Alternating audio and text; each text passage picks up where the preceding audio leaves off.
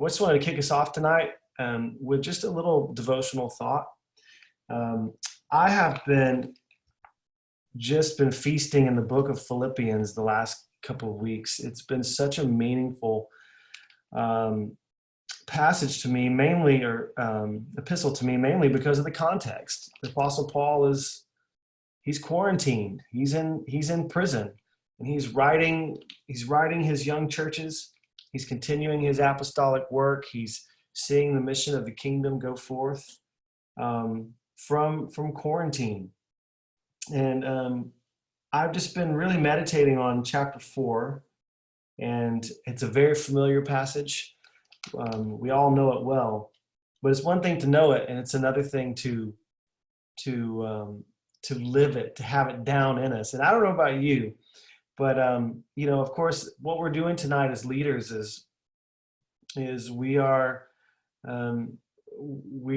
practicing the art of self-awareness and growth. We're going to look at where we need to make investments, where we need to grow, and self-awareness is one of the most important parts of being a leader in the kingdom. And I don't know about you, but I have this idealized version of myself that I like to think of myself as very maybe further along in peace and joy and gratitude than maybe I am. But there's nothing like a good 3 weeks in quarantine to smash the idol of the idealized self. And I've seen just how not so peaceful, not so patient, not so gentle I can be at times. And this passage has been real encouraging to me. So I just want to read it to you. You know it well. Chapter 4, verse 4. Rejoice in the Lord always. I'll say it again. Rejoice. Let your gentleness be evident to all. The Lord is near. Do not be anxious about anything, but in everything, by prayer and petition with thanksgiving, present your requests to God, and the peace of God, which transcends all understanding, will guard your hearts and your minds in Christ Jesus. And I've been doing a little studying on this word rejoice. And at first glance, we might use this word like, hype yourself up, get excited, rejoice, but it's actually much deeper than that. The root word of this word is the Greek word charis, which we know is grace. So buried in this idea of rejoicing is the idea of being aware of God's present grace to us. And when we are aware, when we are living eyes wide open, heart wide open, spirit open to God's present grace that is ever unfolding for us and inexhaustible, the most natural thing in the world to do then is to be joyful and to have gratitude. So I just want to pray for us tonight that we would be present to God's deep well of grace for us that's here tonight. So why don't you join me in prayer? Lord, we come to you tonight, and we come boldly before your throne of grace. And we want to come rejoicing. We want to come aware of your present grace. And God, we believe that tonight there's a grace that you want to impart to our hearts, to our minds, to our entire lives. And Lord, we say we're hungry for it. We say we want it. We're open to it. We pray that you would open our eyes, that you would tune our ears to receive your words of grace to us tonight. And we pray this in Jesus' name. Amen. Thanks, Cameron.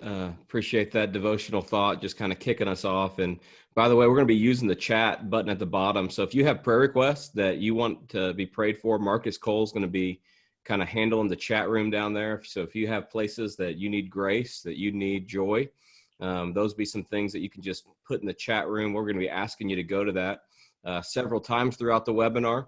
It's a way that you can connect with each other. And you can pray for each other, pray for each other's things that you put down there, as well as answer each other's questions, make comments on the things that are being said. And so it's a way to make this a kind of communal engagement. So don't be afraid of it. It's just a button at the bottom of your screen. You scroll over the bottom of your screen. It'll be a little orange button that says chat, and you just click on that and you can see what everyone's saying. You can be part of the conversation tonight. Hey, just by way of introduction, I'm Dave Rhodes. We've got Cameron Walker here as well. We're going to be leading the webinar tonight around the things that matter most and how to think about investing in those kinds of things, which is an important conversation for us this evening. Well, let's just start this evening with a little confession here in Atlanta, Georgia. I think it's something we need to say, maybe out loud. You could say it out loud to where you're at. And that is this: we don't know how to deal with winter very well here in Atlanta because it gets just a little bit cold and we're ready to shut everything down. I mean, the reason we have digital learning is not because, we were anticipating the coronavirus. It's because if it gets below 32 degrees, we're thinking about canceling school. That's why the digital learning exists. But I remember a couple months ago, or actually a couple years ago, my travel schedule, my travel itinerary had me in Minneapolis, Minnesota, and Anchorage, Alaska in January, and Orlando, Florida in August. I was sitting there thinking, you know what? Someone's got my travel mixed up. I need to be in those places at the opposite season. But I remember going to Minneapolis, Minnesota, and it was minus 36 degrees, minus 36 degrees. That's a different level of cold. I went to Anchorage, Alaska, and they had not inches of snow on the ground, but feet of snow on the ground. But you know what was astonishing to me? These people were still getting to work. I mean, in Atlanta, just the threat of snow shuts us down. And if it ever does snow, we're in real trouble. There's a little bit of irony, though, here in Atlanta that no one can get to school or work, but everyone can get to the Red Box and out to lunch that day. So that's a little bit of irony, even some of the irony we find ourselves in now. But I was astonished by the fact that in Anchorage, Alaska and in Minneapolis, Minnesota, people could get to work and to school and things were just going, just like normal. And when I came back from that trip, I was really asking this question: how is it possible for certain people to thrive in worse conditions than paralyze others? In Atlanta, we get just an inch of snow and we're totally shut down. Anchorage, Alaska has feet of snow and they're totally doing well. And as I was thinking about that, the reason that Anchorage, Alaska and Minneapolis, Minnesota can thrive during winter conditions that would often paralyze us is this: they're better invested in winter than we are. Here in Atlanta, we invest in spring, we invest in summer, we don't invest in winter. So when winter comes, we're totally paralyzed by that. But in Anchorage, Alaska and in Minneapolis, Minnesota, they know they've got to invest in winter. Here's what they're not doing in Minneapolis, Minnesota, and Anchorage, Alaska. They're not just hoping winter won't come. They're not just praying, hey, God, just make sure winter doesn't come this year. They know that winter's coming and they know they've got to invest in it. Well, I want to give that picture to make the statement that was on the screen just a moment ago. And that is, when it comes to our lives, when it comes to winter, most people, when it comes to our lives, most people are asking God to change the environment. Hey, God, if you could just give me another job. Hey, God, if you could just get rid of this. Hey, God, if you could just change this, then I would live the life that you've called me to live. But oftentimes, while we are asking God to change the environment, God is asking us to change the investment. And so tonight's webinar is really around the question, what are you investing in? And turns out Jesus has a lot to say about investment. If you read the parables and you read the stories of Jesus, he speaks about what you're investing in over and over and over again.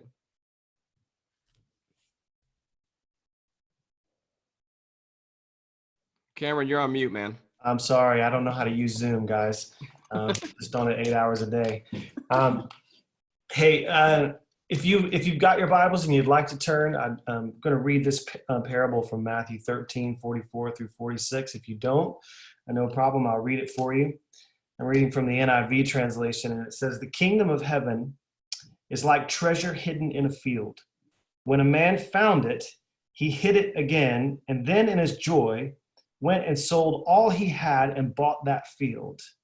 Again, the kingdom of heaven is like a merchant looking for fine pearls, When he found one of great value, he went away and sold everything he had and bought it. So the kingdom of heaven is a treasure hidden in a field, and a man went and found it. He hid it again, and then in all of his joy, he sold everything he owned, went back and bought it. Three questions emerge when we read this parable. The first one is a moral question. What's this man doing digging in someone else's field, right? But the second one really is a monumental question, because buried in this treasure, if you will, is this question of, what are you willing to give everything for? This man said in his joy, he went back, sold everything, leveraged everything he had to go back for this treasure, this prize, this great pearl. So it begs this monumental question: what is it that we are prioritizing in our life? That where are we setting our sights? What are we saying, this is worth more than anything I have, and I'm willing to give and point all my resources toward attaining this? That's a really great question for us, and a necessary question for us as believers. But I think there's an even bigger question to ask here. So beyond the monumental question of what are we prioritizing, there is a movemental question. That is, what now? Now that we've got the prize, now that we've got the field, what are we going to do with it? How are we going to get increase? Now that we've got the greatest treasure and possession and prize, how do we leverage that for the benefit of others, for a broader thing? And most of us, this is where the ideas that we're going to talk about will challenge us, that many of us, and I certainly am guilty of this many times in my life, are simply trying to possess the kingdom. When God is often elevating the conversation and asking us to reinvest the kingdom. So in this, we're often praying for a tree, and God often answers our prayer by giving us a seed. And if we're not careful, we may think that God hasn't answered our prayer. But in actuality, God has exceeded our prayer, because within the seed is the potential not only for a tree, but also for an entire forest. And in Matthew 13, Jesus tells three parables before he gets to the field. He tells the parable of the farmer who goes out to sow, sowing his seed, and the seed falls on 4 different types of soil. Then he tells the parable of the weeds, where the man sows into good soil, but the enemy comes and sows weeds along. And then he gives the metaphor of the mustard tree. And he says it's like the kingdom is like the mustard seed, which is the tiniest of seeds, yet when it grows to be a large tree that the birds of the air come and find shelter in. And Jesus is simply using the agricultural language of his day. But I want us to just name and note how different the language of his day is from our day. Because we often don't think in terms of seeds. We often think in terms of switches. And where Jesus is saying the kingdom is like something that's planted in the ground, that's invested into the soil, that takes time for a return, we as 21st century modern Americans, Western people, we don't like to plant seeds. We like to flip switches and see things happen instantly. But tonight we're talking about the slow and necessary work of investment, of taking what we do have and leveraging it for what we don't have. Dave? Yeah, that's huge, because I want you to consider this idea. And here's the idea, that everything that you need to create the life that God's called you to live, you already have. I mean, Peter tells us this: everything we need for a life of godliness, we already have in Christ. Everything you need to create the life that God's called you to live, you already have. It's just most likely in seed form. And so, like Cameron was saying, you could spend your whole life praying for trees, asking God, why didn't you deliver in my life? And God's saying, I gave you a seed, but what I'm inviting you into is to take the seed and turn it into a forest. And so that brings up a second question, which says, why is it that some people don't take what God has placed in them or invested in them and turn it into the forest? Why is it that some people hold on to the seed, so to speak, and instead of planting it and investing it and creating a forest, why is it they just hold on tightly to what they have? And there's one more parable in Matthew chapter 25, which gives us a sneak peek into this. Like I said, Jesus is constantly talking about this idea of investing. And in Matthew 25, Jesus tells the story of a master who invested in his servants. And I love this because in verse 15, it says, to one he gave 5 talents of money, to another he gave 2 talents, and to another he gave 1 talent. And then there's this little phrase, each according to his ability. And then the Bible says that the master goes away for a season and comes back to get a return on his investment.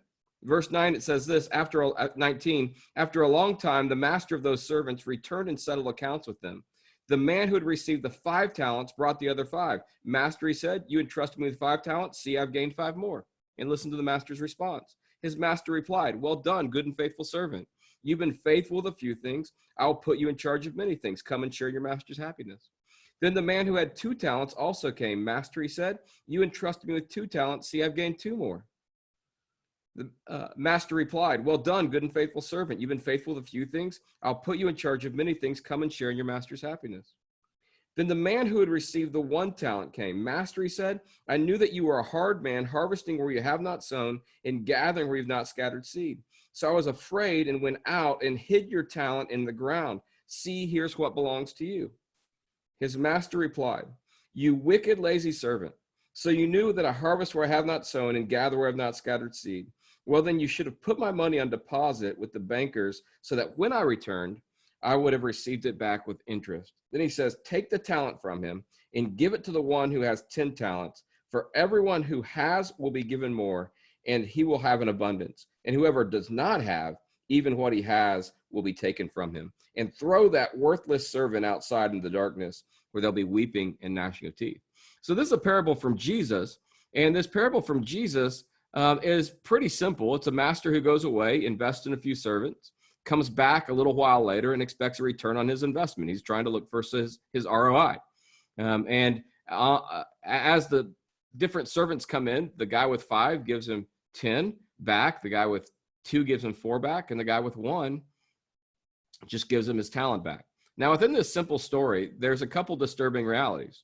The first disturbing reality is that one person's been given 5, another person's been given 2, and another person's been given 1. We don't like that in America today. We want everyone to have 2.15 talents. But it's a great description of life. In other words, there's always someone who has more than you and always someone who has less than you. It's a great description of life. In fact, justice for this parable is not about what people are given. Justice for this parable is that every one of them is eligible for the same reward. Did you notice the 5 guy and the 2 guy got the same reward? Well done, good and faithful servant. You've been faithful with a few things. Let me put you in charge of many things. Same reward for the 5 guy and the 2 guy. Here's a little freedom for you. You're not responsible to return on anything that you haven't been given. I don't have to give a return on Cameron's life. Cameron doesn't have to give a return on Brian and Karen's life.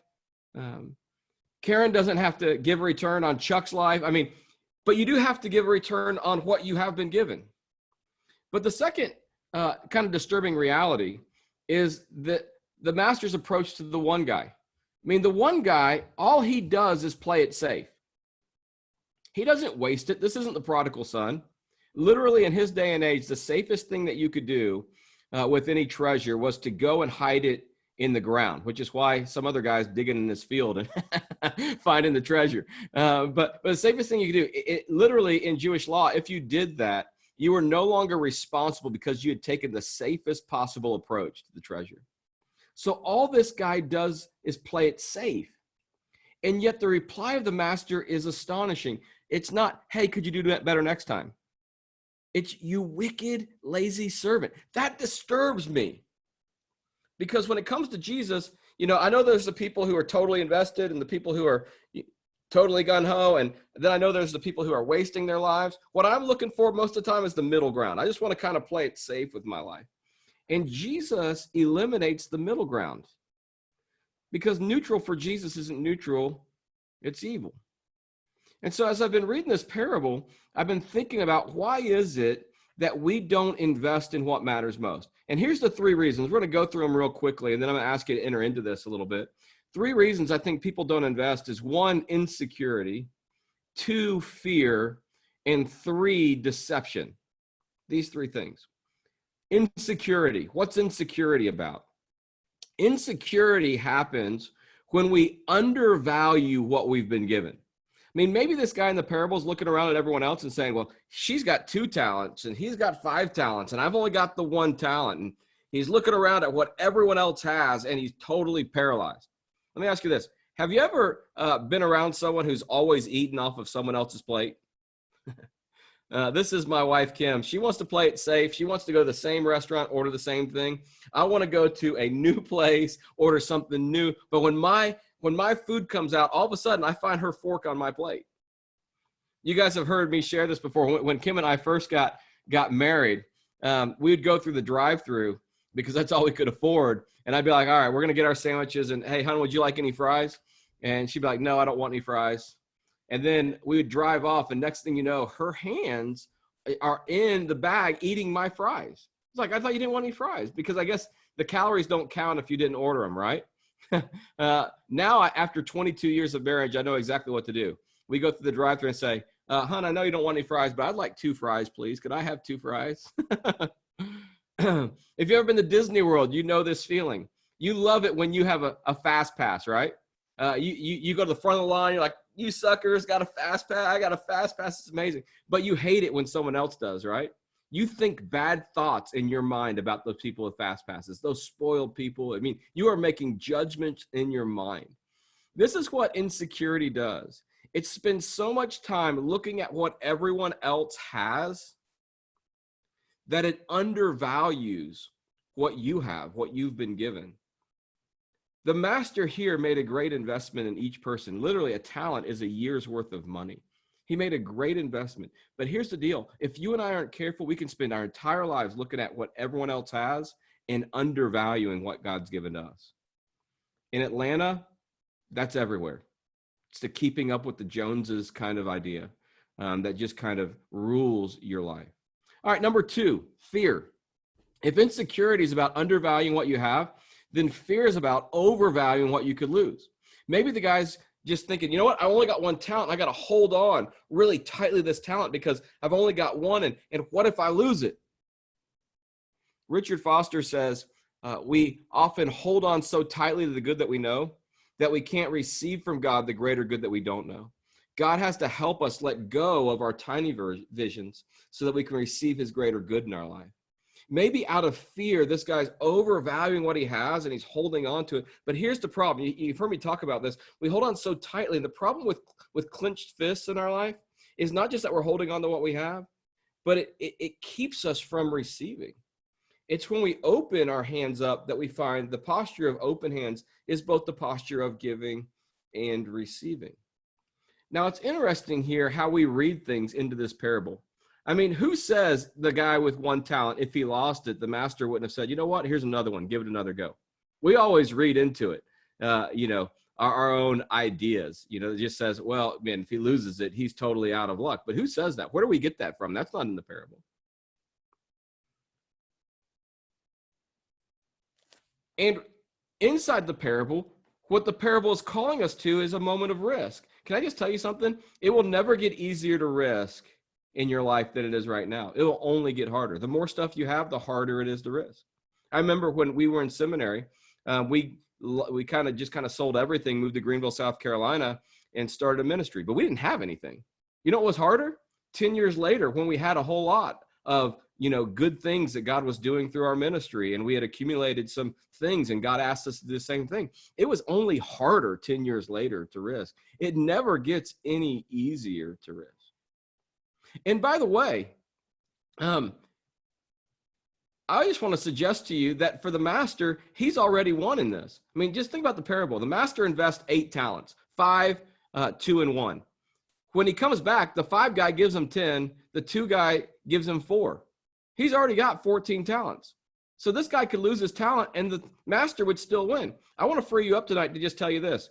God is incredibly divested in the world, so you are free to fail with your life. God is incredibly divested in his investment in the world, so you're free to fail with your life. The Lord's gonna win in this whole thing. But here's the deal when it comes to risk, or holding on so tightly to the good that we know. We can't receive the greater good that we don't know, and this gets harder over time. I mean, imagine for a second that you were a vineyard owner, and you had spent years trying to get grapes, and you finally get your first harvest of grapes. And someone comes to you and says, you know what you need to do with those grapes? You need to step on them. You'd be like, what?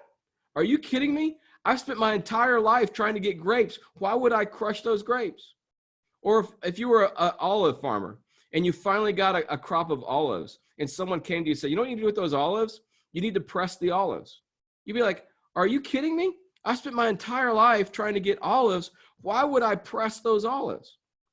Well, you would only crush the grapes and press the olives if you believed in the greater resource of wine and oil. Here's what the webinar is about tonight. I wonder how many of us are holding on to grapes and olives when God is calling us to wine and oil in our life. But we're holding on so tightly to the good that we know that we can't receive the greater good that we don't know because of the fear of overvaluing what we could lose. All right, number 3. It's deception. And if insecurity is about undervaluing what we've been given and fear is about overvaluing what we could lose, then deception is about misvaluing who God is. Did you hear the language of the one guy? I knew that you were a hard man harvesting where you haven't sown. Where does he get that from? The master in this parable does not harvest anywhere where he hasn't sown. He doesn't go to a guy who has 0 talents that he's given him and say, hey, I need a return on that. He only harvests where he has sown. Can I just tell you, when it comes to investment, Satan's greatest proposition in our life is not to keep us believing in God. It's to keep us believing all the wrong things about who God is. And so this guy believes his master is a hard man, harvesting where he hasn't sown. And so it keeps him from investing his talent and turning it into 2 talents or to 4 talents or to 5 talents. So here's the question I have for you tonight. When it comes to you investing in what matters most, and we're about to name the things that matter most in just a moment, but when it comes to investment in your life and risk in your life, what holds you back the most? Is it fear? Is it insecurity? Or is it deception? I want to take just a moment, go to the chat box and just kind of say, which is the one that when it comes to risk in your life that you kind of hold on to most? Is it because of fear? Is it because of insecurity? Is it because of deception? What is it? And I also want you, while you get a moment, to just kind of populate any questions you have from what we've talked about so far. So I see we got people coming in there with whether it's insecurity or fear or deception. What is it that you're holding on to? I love that. All 3. Yeah, that they run into each other, right? It's the insecurity that leads to fear that, oftentimes comes from deception. I love it. Cameron, anything that you would add to those 3 things as you just think about it, especially in this coronavirus time? It's easy to live in insecurity and fear and deception. Yeah, it really is. I think one of these primal ways this can manifest, Dave, is just through the fear of self-preservation.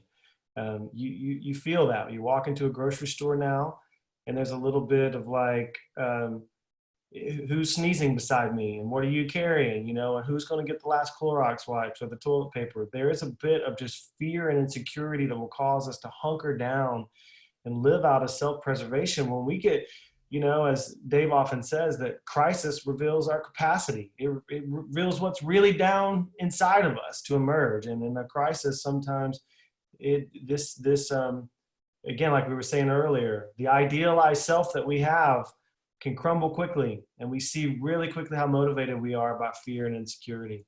I appreciate everyone's honesty. Yeah, that's huge. And it just kind of cripples us in this time if we're not careful. And One of the things that our church is calling everyone to is a season of investment. How do I come out of this coronavirus maybe better than I was before I went into it? I know that's a kind of far off kind of thing to imagine because we're just kind of bunkering down and holding on. But we said after the first 2 or 3 weeks of adjustment, we want to call you to investment. And so we want to say, what is it that you could invest in over the next few weeks that actually might be something that would be so important that you would leave this time in better shape than you came into it with. So with that said, I want to name a little bit of the different capitals that we are thinking about when it comes to understanding God's investment in our life. We call this idea the 5 capitals. And I want to suggest to you that when it comes to capital in your life, the things that God's invested in you, these 5 things are a great way to think about what God's invested in you. So we think about spiritual capital. And spiritual capital is the wisdom, the power, and authority that we live our lives with. Notice it's not Bible knowledge. That's more like intellectual capital. You can have Bible knowledge and not live with wisdom and power and authority. It's about that kind of knowledge being lived out in life in such a way that you have a story that's worth sharing, that you have insight that other people desire. So spiritual capital, the currency, so to speak, of spiritual capital is wisdom, power, and authority. Or relational capital, friends, followers, and family. It's the power of your relationship and the network that you find yourself in. Your physical capital, the currency is time, energy, and health. Your intellectual capital, it's your content, your creativity, your credentials. This is where knowledge comes in. This is where your degrees kind of come in. This is where your creativity or your skills, your job skills come in. And your financial capital, the dollars, the cents, and assets. And by the way, guys, we have Brian and Karen Hardy here tonight who run our Financial Peace University. They're some of our financial coaches here that can help you think through how to increase your financial capital. But we place these 5 capitals here in this order because we would suggest to you biblically, this is the order of the capitals, that it's about your spiritual capital and then it's relationships, physical, intellectual, and financial. Unfortunately, the world has them in the exact opposite order. So for the world, it's all about financial capital and then intellectual capital, physical capital. Maybe in the business world, it's financial capital and then relational capital, about who you know kind of thing. But we're saying in biblically, this is the kind of order of the 5 capitals. Now, here's the observation I want to make. Everyone who's on the call tonight, and everyone who's watching it on replay is rich in one capital or a couple capitals and poor in a couple capitals. I mean, so you can have all the financial capital in the world, but not have any friends. And you would be rich in financial capital, but poor in relational capital. And the quality of your life, just because you have a lot of money, wouldn't be there because of what you're experiencing in relational capital. Jesus says it this way: what good does it profit a man if he gains the whole world, has financial capital, but loses his soul, doesn't have any spiritual capital? In Luke chapter, I think it's 24, the parable of the unjust steward, Jesus actually says this. He says, it's good to take your money and buy friendships. In other words, Jesus is saying relational capital is more important than financial capital. And so everyone on the call is rich in something and poor in something else. You might never have thought about that before because the only capital you're looking at is your bank account. And what we're saying is actually God's invested in you. But the question, to go back to what Cameron said earlier, is how are you taking that investment and growing the capital that you don't have? See, the secret to the 5 capitals is this: you take the capital that you have and you invest it for the capital that you need. In other words, if you want to grow in any one of the 5 capitals, you invest the other 4 capitals. Let's think about this for a moment. Say you want to grow your friendships and your followers and your family.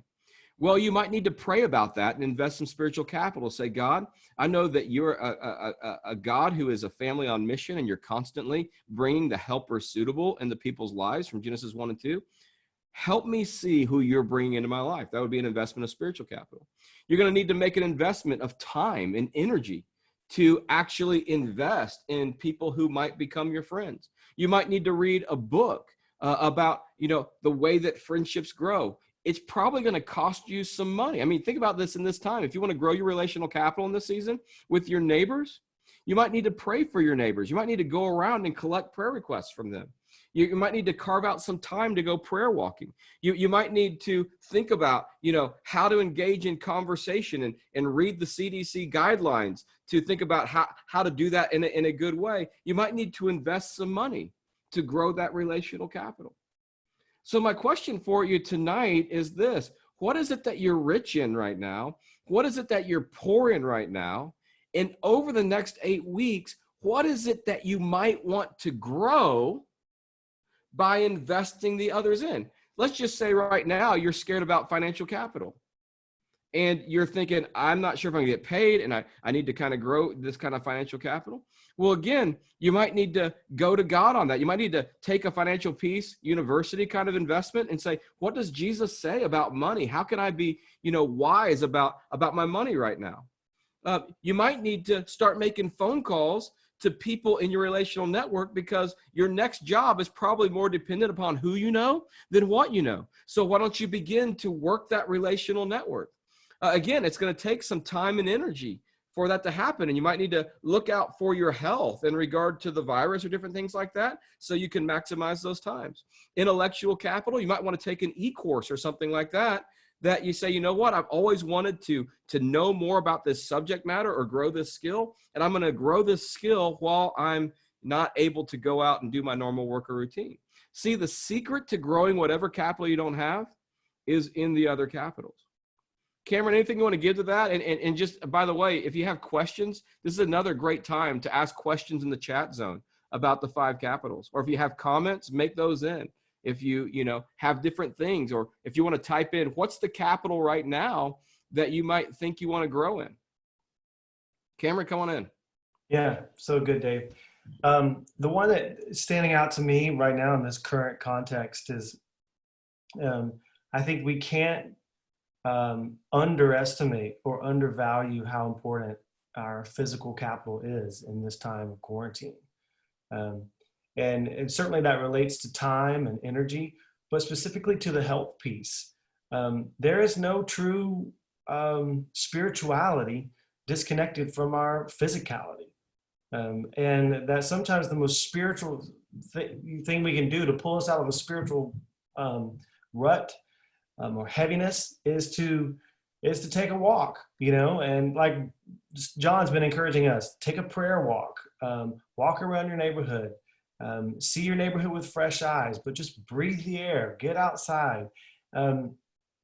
That's one that just feels highlighted to me in this season, that we can't underestimate how we can even invest that, because some of us do have more time on our hands in this to invest that towards spiritual capital, relational capital, inviting a neighbor to go on a walk with you, a neighbor that doesn't get out very often, or inviting someone that has intellectual capital that you want to learn from. Invite them to go on a walk 6 feet, beside you down the street. Yeah. Yeah, and Dave, Scott has a great question in the chat here about relational capital and followers. What does that mean, especially in a time like this, followers? I know we use that term with social media a lot, but what does that mean when it comes to your influence? Yeah, it's the people that you have influence over. So there's people that influence you and people that you have influence over. And it's saying, just take note of who are the people that are following you. I love in seminary, I learned from a guy named Calvin Miller, who is just an incredible, both preacher, theologian, everything like that. He says, the way you know whether you're a leader or not is by looking over your shoulder. Is there anyone following? Is there anyone that is seeking your advice? Is there anyone who's coming to you for wisdom? Is there anyone who is imitating your life or wants to imitate your life? And so in regard to relational capital, you might have lots of friends and family, but what you want to increase is your influence of followers in this next season. And so we kind of put the currencies there to kind of challenge us in both ways. to say, you know what, sometimes I need to grow my friends, but sometimes, I want to grow my influence in the world that I live in. How do I grow that influence of followers? Or how do I increase my family? We talk about family not just being your biological family, but your missional family. It's a family that's related by mission, not just simply by blood, to say, who's the kind of covenantal missional family around me that I want to grow? So relational capital is enormous and huge because it's part of discipleship. Jesus says, when it comes to, what the whole law is about, it's about loving God. That's the kind of spiritual capital piece, and loving others. That's the relational capital piece. That's why we put those two things at the top. Any other questions, Marcus, or comments? Yeah, I love that. I love, growing relationships with kids during this time. That's part of that relational capital piece. Yeah, I think it was Susan that had a great question a little bit earlier when we were talking about that fear and some of those the deception. She had a question about how our former experiences play into that. And I think that's worth voicing out loud. Sometimes, we live in a broken world. Things happen to us in the past that might color our future. So how do we deal with that? Yeah, I mean, the thing about investments is so funny is when we read a parable like this, we assume that the guy with 5 goes out and like the next day it becomes 10. But that's not the way investments work. Investments go down to 3 and up to 7 and over to 6. And when the master comes back, he has 10, but we don't know how that investment goes. And so I can just tell you, there have been seasons in my life where I've been deeply invested and it feels like I've lost it all. I was just talking to some people about this last night, actually. In fact, I can think back to 2 seasons in my life that were seasons where I walked through some deep brokenness, and it felt like I had invested myself deeply and lost it all. But you know what I found is on the other side of that season, when I thought I lost it all, God actually doubled what I had. And it totally confounded me because it felt like I was losing it all. And so what I want to just suggest to you, it's in those seasons of brokenness that you often really learn what matters most. And in learning that and valuing that, you might be surprised at how God turns that brokenness into beauty and actually takes what looks like it has, what looks like it's out and runs out. This is like Elijah with the widow, where he says, bake a cake for me. And she's like, are you kidding me? It's my last little bit of dough, my last oil. And she bakes the cake and she does one for her son, comes back the next day. And how did this get filled? And so I just want to suggest to you, don't underestimate those seasons of brokenness, because it's in those moments that you learn how creative God is in getting a return on his investment. See, before I went through some of those seasons, I used to think A plus B equals C. And if I didn't have A or B, I would never get C. But you know what I learned in some of those seasons where I risked it all and sometimes lost it all? God has D, E, F, and G out there. And until you place yourself in a position where you understand that God has D, E, F, and G out there, you're limited in your imagination because you think it's just A plus B equals C. At least I was. But once I saw that God had D, E, F, and G, it made me not hold on so tightly to A and B. So for instance, here's one of the ways that works. When we moved to South Carolina and started a ministry, I didn't take a salary for 9 months. Kim was working, but I wasn't working. We didn't take a salary for 9 months. And we were, trying to invest in the things that God called our lives to. And we bought a little house as a small little 12-foot, 1,100 square foot house during that time. And 2 years later, we sold that house for like an increase of $30,000. I didn't think about that. But God provided my salary from a house that we sold, that even when I wasn't getting a salary, God was finding a way to pay me. And so I just want to suggest to you that there's D, E, F, and G out there. And in moments of brokenness, sometimes all you can see is A and B. And if you'll trust God in this moment, he'll demonstrate his creativity to meet your needs. That's a long answer, Cameron, for that kind of short question. But I felt passionate about it. I felt like I needed to give it a go. That was good, Dave. I love it. Hey, so another question here, Cameron, maybe you can jump into this one. When 2 capitals are needed but conflicting, what do you do? So let's just say you need financial capital and you need physical capital. So you don't have any time, but you need more money. Like what do you do with that? So I need more money, but I don't have any more time. Yeah, that's where you call Karen and Brian Hardy, who we come on to meet. And uh, yeah, I would love for you to speak to that, Dave. Yeah. One of the things that we get the advantage of as a church is that we don't have to do life on our own. Hmm. And so one of the best things about being in community is that you get to leverage not just off of your capital, but the capital of others. And so you might go to someone who has some capital that you don't for a season and say, how can we begin to dream together about the future that God is calling us to create? Because that's the best part about having a missional family. You get to trade off of not just your personal capital, but the collective capital. They may know people that you don't. They may have, credentials or have creativity that you don't. And one of the things that we get to do as a church is to help each other win. One of the things that I hope as a pastor here is that during this season, we won't just bunker down and do our own thing, but we'll do our best to help each other win during this time. So how is it that we can trade off of not just our own capital, but invest in each other and trade off each other's capital in a way that we win more? See, some people in our congregation right now are going through hardship and don't have a job. Other people, their businesses are going through the roof and increased 50% during this time. So, how do we work together during this time to say, the early church, no one was in need because they were leveraging off of each other's capitals. And so I just want to say the word, you don't have to do it alone.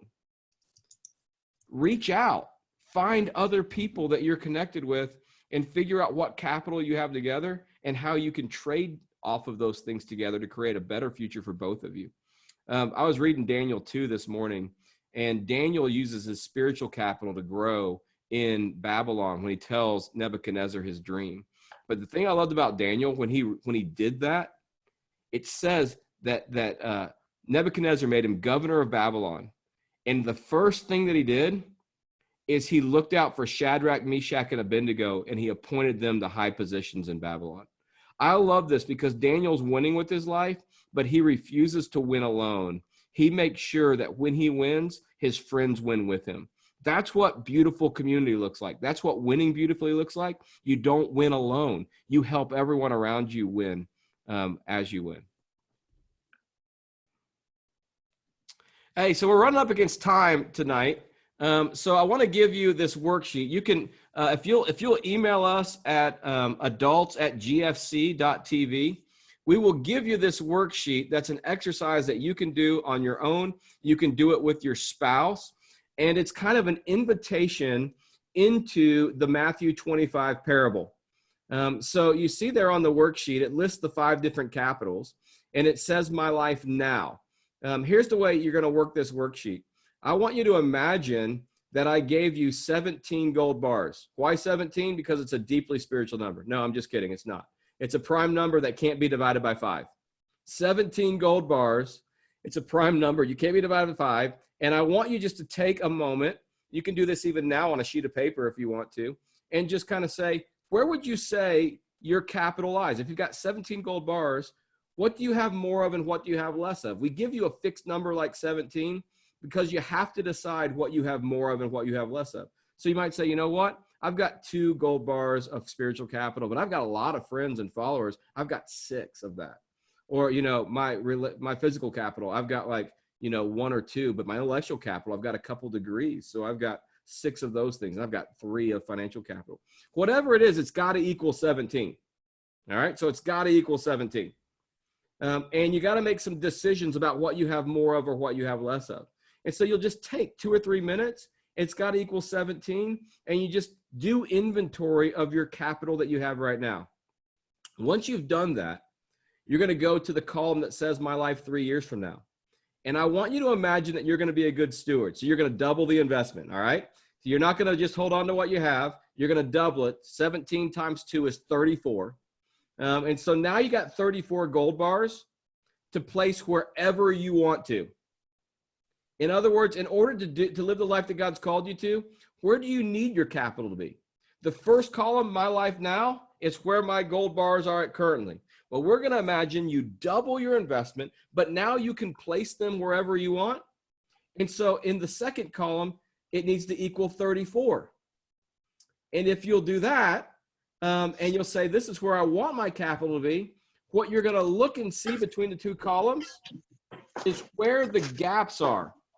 So you might see, you know what, in my financial capital, I've only got 1 bar right now, and I'd like to grow that to 7. Or in my spiritual capital, I've got 6 and I want to grow that to 8. Or in my relational capital, you know, I've got 5 and I want to grow that to 6. Again, it's got to equal 34. But if you'll do this worksheet, you'll begin to see where the biggest gaps in your capital are. Now, here's the key. You cannot grow all those capitals at once. You grow them 1 bar at a time. And so what you want to do at the bottom of the sheet is to look across and see what capitals need to increase most. What's the capital that needs to increase most? And then in the box, you're going to say, what's the one investment that I could make right now to grow that capital? What's the one investment I could make to grow that capital? Now, I got to tell you, we're already working in front of you. So starting next week through Grace Adult Ministries, we are going to have some Grace investment strategies, one built around each of the capitals: a spiritual investment strategy, a relational investment strategy, a physical capital, a intellectual capital, and a financial capital. Now, here's the deal. You can go off page. You don't have to do those things. We're just trying to make it easy to say, hey, in these next 4 to 6 weeks, what might it look like to grow one of those capitals? One capital. What is it that you want to grow? You want to grow your relationships? You want to grow your time, energy, and health and your physical capital? You want to grow your spiritual capital in this time? You want to grow your financial capital? And we're going to have curated resources for you that you can work through at your own pace to make an investment of your time. So John is calling us to investment in this period. And this is one of the ways. It's not the only way. You may have better ideas than we do, and we encourage you to go after those things. But we want to make it easy for you over this season to say, you know what? I want to grow my relationships. So I'm going to click that relationship or that relational capital button, and I'm going to go through the little strategy that's there to help me grow my relational capital during this time. Or here's my spiritual capital. Let me click there and grow my spiritual capital during this time.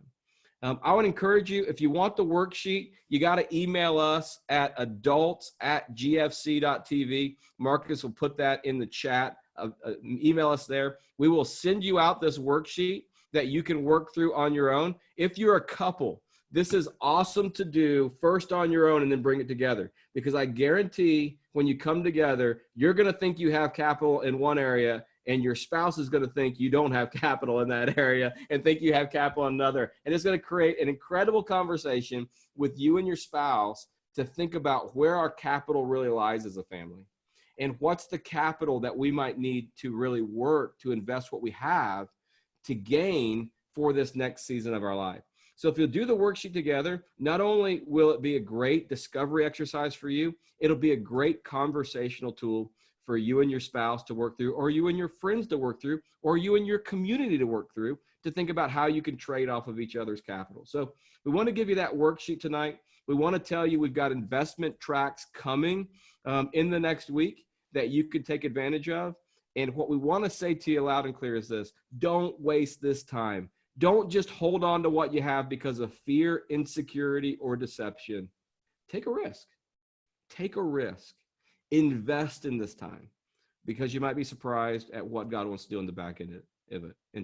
All right, Cameron, close us up with some final thoughts. We've got 1 or 2 minutes and then we're out. Yeah, gosh, Dave, so good, so rich in content. So obviously it's Holy Week. We're approaching Good Friday, and Easter we'll be celebrating this Sunday. And of course, last Sunday was Palm Sunday, where we celebrate Jesus's triumphal entry into Jerusalem. And I thought it would be fitting to just read a little bit from that passage, because after Jesus enters Jerusalem in John 12, he's using seed investment language when he predicts his death. So after he entered the city, he said, "The hour has come for the Son of Man to be glorified. I tell you the truth. unless a kernel of wheat falls to the ground and dies, it remains only a single seed. But if it dies, it produces many seeds. So even there, as he's foretelling his death to his disciples, he's using this language of the seed going into the ground, investing his life on behalf of all of humanity, that all of humanity could be redeemed. That he's taking what he does have and not just holding to that monumental question of having something to give, but what am I going to do with it? We see this modeled by our Savior. So I hope that's encouraging to you, that we, in light of what we've heard tonight, that we can be asking the question, what do I have? What do I hold in my hand in seed form that God is asking me to invest into the good soil of his kingdom that will yield a bountiful and fruitful harvest in time. So I would just love to pray for us as we close here tonight. Father, thank you for this time to be together as a family. Thank you for technology, which allows us to gather even in the midst of uncertain times. And it just encourages our hearts that your kingdom is at hand, your kingdom is going forward, that this is not a time for your people to shrink back. This is not a time to be passive and wonder what might happen. This is a time to take action and to be actively seeking you and putting our hand to the plow, using what you have given us to invest in what we don't have yet. So Lord, I pray that faith would increase in every heart here. I pray that you would speak to them very specifically about areas that where maybe they don't realize how much capital they might have. And I pray that each person here would be challenged in faith for the areas in which they do need to grow. And we pray all this in the name of Jesus. Amen.